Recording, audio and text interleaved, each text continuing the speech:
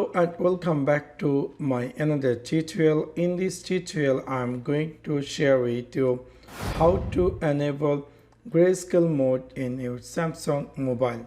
So let's take a look how to do that.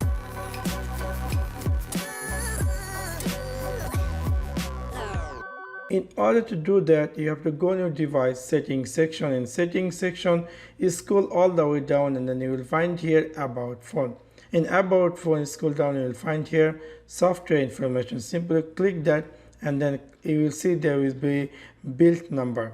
7 times click over there and it will give you option to confirm pattern. So if you have any password, so make sure that you are the one. Also I had unlocked my device and you can see it's giving me option that developer mode is turned on. Now if I go back, I will see, if I go again back, you will see there is something called developer option.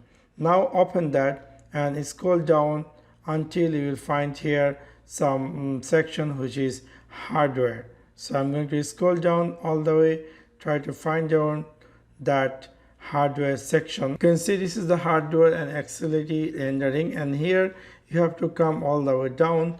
You will find here something called simulator color space. Just open that and you will see there will be something called monitor imagery. If I am going to choose that, and you can see immediately my whole phone is changed to that grayscale mode. Now you might be looking for, or you want to return back normal mode. For that, go again on the device settings section and all the way come down, choose on developer option and then try to find out hardware section. So I'm going to jump over there.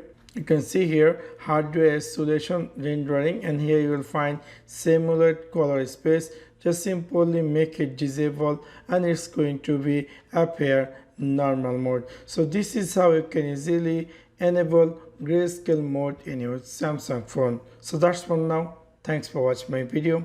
See you next one. Peace.